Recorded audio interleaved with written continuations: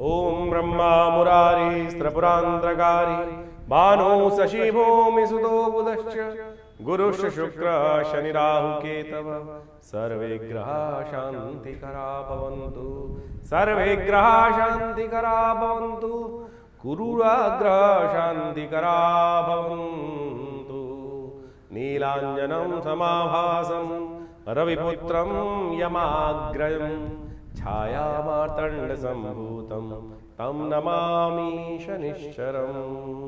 नमस्कार, स्वागत है आपका आचार्य वाणी में। मैं आचार्य डॉक्टर विक्रमादित्य आपके साथ हूँ। आज का विषय हमारा है सिंह राशि।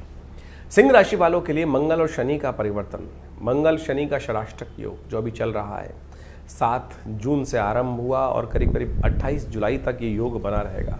षडाष्टक योग, मंगल आपकी राशि में चल रहे हैं और शनि महाराज यदि देखा जाए तो आपकी चंद्र राशि के अनुसार से इस वक्त ढैया बनाने का एक योग बना रहे हैं। ऐसे में उस पर करेला और नीम पे चढ़े की अवस्था बन गई है। मंगल की ढैया का समय भी शुरू हो गया है।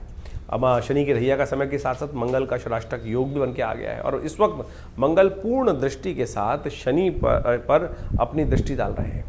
मंगल की एक दृष्टि चौथे भाव की दृष्टि होती है, एक सप्तम भाव की दृष्टि होती है और एक दृष्टि मंगल की 8वीं दृष्टि भी होती है। तो यही षडाष्टक योग मुख्य तौर पे कहा जाता है कि छठे 8वें, एक यानी शनि और मंगल एक दूसरे से, मंगल से शनि 8वें भाव में बैठा हुआ है और शनि से मंगल छठे भाव में। ये षडाष्टक योग जिसको बोला जाता है, ये द्वंद्वकारी योग माना जाता है, अनिष्टकारी योग माना जाता है। और इसी का प्रभाव यदि हम आपकी कुंडली में देखें तो मंगल एक तरफ पुरुषार्थ बढ़ा रहा है, कुछ करने की हिम्मत जगा रहा है, नया कुछ करने की हिम्मत को साथ साथ उदय करता दिखाई दे रहा है। बड़ी मुश्किल से तो मंगल राशि परिवर्तन कर जो कम से कम पिछले 4-6 महीनों में जिस अवस्था में थे उससे बदलकर आगे निकले हैं। और ऐसे में मंगल ने यहाँ पर आकर षडाष्टक योग शनि के साथ बना लिया है जो 28 जुलाई तक चलने वाला है। तो ये कहीं ना कहीं आपको शनि के प्रभाव को और नेगेटिव करता दिखाई दे रहा है। शनि आपको पीछे खींचने का प्रयास करेगा।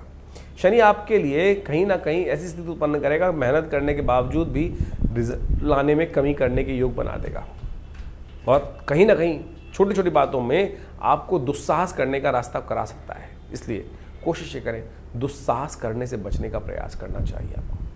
छोटी छोटी बातों में दुस्साहस ना करें, जो काम हो बैलेंस होकर करने का प्रयास करें। विश्व के दृष्टिकोण से ये योग कहीं ना कहीं कुछ ना कुछ परेशानी करने के योग दे सकता है।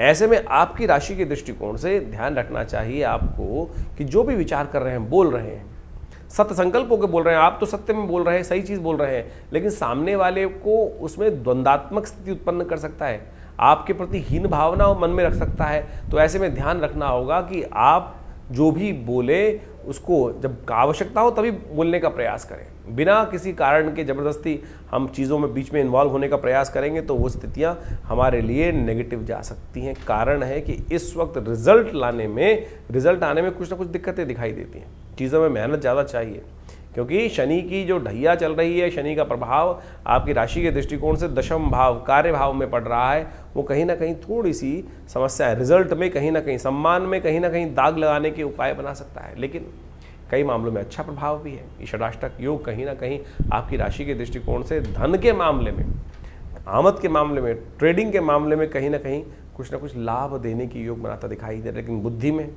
द्वंद्वात्मक स्थिति उत्पन्न कर रहा है, अड़ियलपना, जिदपना उपस्थित कर रहा है और कहीं ना कहीं ये भाव उत्पन्न कर रहा है कि जो आप सोच रहे हैं वही ठीक है और किसी के और के द्वारा सोचा गया काम ठीक नहीं है। ये द्वंद्वात्मक स्थिति को त्यागने का आपको प्रयास करना चाहिए। ऐसे में कुछ खास उपाय आप अवश्य करने का प्रयास करें। अभी हम ये भी बताने वाले हैं कि मंगल की स्थिति, मंगल और शनि की युति जो है वो किस प्रकार का योग, कैसे कैसे होती हैं, क्या पौराणिक मत क्या है इनके ऊपर। तो आप खास तौर पे इस वक्त आपकी राशि के दृष्टिकोण से जो उपाय करने चाहिए वो आप नोट करके रख लीजिए, बहुत आवश्यक रहेंगे। उन उपायों को यदि आप करेंगे तो बहुत सुंदर तरीके से आपके कष्टों को दूर करने का योग बना सकता है। एक सबसे बढ़िया उपाय जो आपके लिए राशि के अनुसार से हमें दिखाई देता है कि आपकी राशि के दृष्टिकोण से एक काम करने का प्रयास करें। आप एक विशेष उपाय है, आप करें कि हनुमान जी के मंदिर में पान का बीड़ा, मीठे पान का बीड़ा उनको अर्पित करने का प्रयास करें। हनुमान जी को मीठे पान का बीड़ा बड़ा पसंद है और कहा जाता है कि लाल बत्ती का दिया उनके समक्ष जलाकर एक रोली युक्त बत्ती बना लीजिए। एक घी के बट्टी की उसमें दिए के अंदर एक बत्ती बनाइए, उसमें थोड़ी सी रोली लगा दीजिए या घी तेल में जो भी डालें उसमें थोड़ी सी रोली डाल दीजिए। तो लाल बत्ती का दिया हनुमान जी के समक्ष में और हो सके तो शनि स्तोत्र का पाठ, ओम नमः कृष्णाय नीलाय श्रीकंठ निवाय च नमः कालाग्नि रूपाय कृतांताय च वै नमः, इस मंत्र का जप अवश्य करने का प्रयास करें। तो ये आपके लिए उपाय बड़े श्रेष्ठ रहेंगे। इसके अनुसार से यदि आप कार्य करेंगे तो ये कहीं ना कहीं जो मंगल शनि की षडाष्टक युति चल रही है आने वाले 1.5 महीने तक, वो कहीं ना कहीं आपके कष्टों को निवारण करने का योग भी बनाएगी और आपके आगे बढ़ने के रास्ते को भी प्रशस्त करती दिखाई देगी। तो इस प्रकार से शनि मंगल का जो परिवर्तन का योग है, षडाष्टक योग है, इसका आपने महत्व समझा। देखिए, इस महत्व को आपने समझ तो लिया, लेकिन ये गोचर का प्रभाव है। अब इसके साथ साथ आपकी जन्मपत्री में भी क्या प्रभाव चल रहा है, कौन से ग्रह योग किस प्रकार की दशाएं बना रहे हैं, फिर आपकी जन्मपत्री में आपके दशाओं की अवस्था क्या है, आपके ग्रहों की अवस्था क्या है, किस अवस्था में वो बैठे हुए हैं, उन पर भी बहुत निर्भर करता है। आपकी राशि कौन सी है, लग्न कौन सी है, राशि के हिसाब से तो हम बता ही रहे हैं आपको, लेकिन इसके साथ साथ आपकी जन्मपत्री के दृष्टिकोण से कौन सी राशि प्रभावी है। कई बार किन्हीं व्यक्तियों कुंडलियों में लग्न कुंडली प्रभावी होती है, जो लग्न दिन में करीब 12 लग्न होती हैं और 12 राशियों के साथ 12 लग्न बन जाती हैं, तो उनका भी बड़ा अद्भुत महत्व होता है। राशि तो करीब 2.5 दिन, 2 से 2.5 दिन तक एक बार में परिवर्तन, चंद्रमा के अनुसार से परिवर्तन का योग बनता है। तो कई बार कई लोगों का प्रश्न आता है हमारी राशि का कॉन्सेप्ट हमसे मिलता नहीं है। देखिए, उसके कारण से देखना पड़ेगा कि आपकी जन्मपत्री में क्या वो लग्न राशि या जन्म राशि या चंद्र राशि, सूर्य राशि, कौन सी राशि से प्रभावित कुंडली आपके लिए उपयुक्त है, किसको कौन सा आपको देखना चाहिए। नाम के हिसाब से एक अलग राशि होती है, जन्म के हिसाब से अलग राशि होती है, लग्न राशि अलग होती है, कारकांश की राशि अलग होती है। इन सब का अद्भुत महत्व ज्योतिष के दृष्टिकोण से देखा जाता है और इन सब की सूक्ष्म विवेचनाओं की आवश्यकता होती है। इसके साथ साथ गोचर के ग्रहों के साथ साथ आपकी जो दशाएं, अंतरदशाएं जो चल रही हैं, उनको भी अच्छे रूप से समझना चाहिए।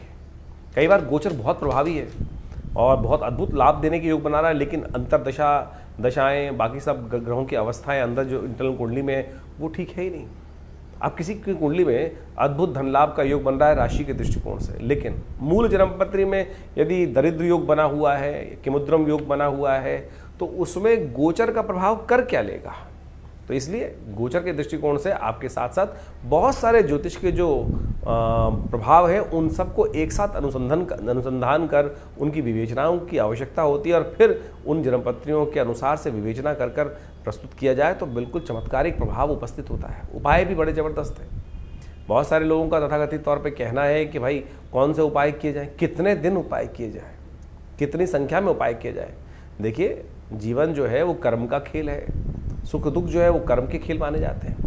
जितने दुष्कर्म होंगे उतना दुख ज़्यादा होगा, जितने शुभ कर्म होंगे उतना सुख ज़्यादा होगा। जब आपके जीवन में शुभ करने के बावजूद भी कहीं ना कहीं दुख डेरा डाले हुए हैं तो समझ लीजिए अभी दूसरे पलड़े में, तराजू के 2 पलड़े होते हैं ना, एक में जो शुभ कर्म का आप आहुतियाँ दे रहे हो वो कम है, दूसरे में पता नहीं कितना भार पड़ा है।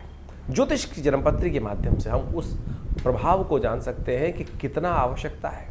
हमारे पूर्व जन्मकृत कर्म के अनुसार से कौन सी दशाएं, अंतरदशाएं चल रही हैं, किस प्रकार का प्रभाव बना रही हैं, कैसा ग्रहों का योगा योग है। जन्मपत्री आपकी बैलेंस शीट है, आपके कर्मों का लेखा जोखा है, जो आपको वास्तविक तौर पर समझाती है कि हमारे पूर्व अर्जित कर्म किस प्रकार के रहे और उसका लेखा जोखा जो हमको प्रस्तुत लेकर हम आए हैं इस जन्म में, उसका प्रभाव किस प्रकार से होने वाला है और सुख प्राप्त करने के लिए कैसे उन जो दुष्कर्म है उनको समाप्त करने के लिए कौन से कार्य करने हैं हमको। आप सपोज जन्मपत्री दिखाने एक व्यक्ति आया मेरे पास, बहुत सारे लोग जन्मपत्री दिखाने आते ही रहते हैं। हमने एक हमारे आश्रम के पास ही एक व्यक्ति रहता था, उसकी जन्मपत्री थी, जन्मपत्री देखी और जन्मपत्री में एक उपाय बताया कि एक काम करो, तुम हनुमान जी को चूल्हा चढ़ाने आया करो। आप सत्य माने बिल्कुल शुद्ध रूप से 1 महीना ही चूल्हा उसने मंदिर में आके चढ़ाया होगा हनुमान जी को, और घर चलकर वो रिश्ता भगवती की कृपा से, भगवान की कृपा से उनके जीवन में आ गया। और कई लोग ऐसे होते हैं कि 1-2 बार चढ़ाने के बाद ही पूछ लें गुरुजी कब तक चढ़ाना है। तुलसी बाबा ने कहा है ना, कन का मन का छोड़कर मन का फेर। श्रद्धा, विश्वास, समर्पण भाव से यदि 1-2 बार भी कर लोगे ना, तब भी वो अद्भुत रूप से लाभ दे देगा। समर्पण भाव परमात्मा की, जब तक तू न कृपा करे तब तक मैं तेरे द्वार पर बैठा हूँ, ये भाव कर कर हम यदि उपाय करें तब तो वो लाभ देगा। लेकिन हमारी स्थिति क्या होती है, मंत्र जप कर रहे होते हैं, हम बार बार उठा के माला देखते हैं, एक हुआ, कितनी होगी, अभी कितनी जपी रह गई अभी, तो फिर तो मन का प्रभाव जो है वो उस परमात्मा के श्री चरणों की तरफ नहीं है, वो केवल मनकों के प्रति है। जैसे आजकल बहुत सारे लोग राम नाम जप कर रहे होते हैं, एक जगह हम पहुँचे तो वहाँ मंत्र जप कर रहे थे, राम नाम 1, राम नाम 2, राम नाम 3, राम नाम 4। हमने कहा भाई ये 4 1 तो इसकी वजह राम राम राम राम राम राम राम राम राम ऐसे ही कर लो ना, तो संख्या बल क्यों लेके चल रहे हो? तो आप श्रद्धा के साथ इन उपायों के महत्व को समझने का हमको प्रयास करना चाहिए। बिल्कुल अद्भुत रूप से कार्य करते हैं। हमारा अनुभव ऐसा है, हजारों लोग हमारे साथ जुड़े हुए हैं और उन सबके जीवन में चल रही घटनाओं को देखकर इस जन्मपत्री के योगा योगों का प्रभाव हम उनको बताते हैं और बिल्कुल प्रत्यक्ष रूप से परिवर्तन आने के योग बनते हैं। लेकिन परिवर्तन आपकी अपनी मेहनत, आपके अपने कर्मों के अनुसार से आएंगे, परमात्मा की कृपा से आएंगे। तो इसलिए इस संसार में हम दुख झेलने के लिए नहीं आए, इन सरमार पे बड़ी मुश्किल से बड़े भाग्य मानुष तन पावा। इसलिए इस ज्योतिष विज्ञान के माध्यम से हम समझें कि आने वाला समय हमें कहाँ अच्छे कार्य करने की तरफ प्रेरित कर रहा है, कौन से कष्ट आने के योग बन रहे हैं, कैसे उनसे उन कष्टों के प्रति हम निवृत्त होकर अपने को रक्षा कवच के अंदर ले जा सकें। वो प्रभाव ज्योतिष के द्वारा हम अच्छे से अपने जीवन में उपस्थित कर सकते हैं। नहीं तो ढैया, साढ़े साती, कभी कुछ और महादशाएं, कभी राहु की, कभी शनि की, ये सब चलती रहेंगी। लेकिन बहुत सारे लोग जीवन में सुख प्राप्त करने के योग बना लेते हैं और बहुत सारे जीवन में कष्टों, हजारों लोगों को कष्ट हो रहा है लेकिन कुछ लोगों को फिर भी सुख प्राप्त करने के योग बन जाते हैं। तो आप समझें ये सारा कर्मों का खेल है। कर्म सुधारने का हमको प्रयास करना चाहिए। ज्योतिष के विज्ञान के माध्यम से हमको कर्म सुधारने का रास्ता ही प्राप्त होता है। इन सब चीज़ों को आप समझें अच्छे से, अपने ग्रहों के प्रभाव को समझें और प्रत्यक्ष रूप से आप यदि इन सब जो रास्ते हमने आपको बताए हैं इनको यदि अपनाने का प्रयास करोगे तो हमारा ऐसा विश्वास है, हमारा ऐसा अनुभव है कि जीवन में कष्टों से निवृत्ति का योग भगवान की कृपा से बन ही जाता है। खैर, आपके मन में जो भी प्रश्न चल रहे हो चिंता ना करें, आप हमारे इस कार्यक्रम के माध्यम से हमारे इस चैनल पर या व्हाट्सअप नंबर, जो नंबर सामने स्क्रीन पर चल रहे हैं उन पर भेजिए।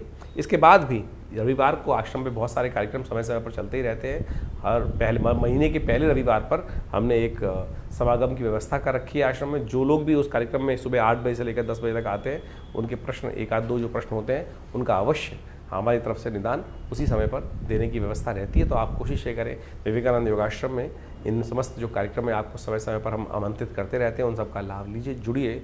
देखिए माँ भगवती का सुंदर श्री विग्रह जो आश्रम पर विराजमान है, उनके सानिध्य में आकर किस प्रकार से उनके प्रभाव से हम अपने जीवन को, कष्टों को दूर हजारों लोगों ने किया है, आप भी करें। स्वागत है आपका।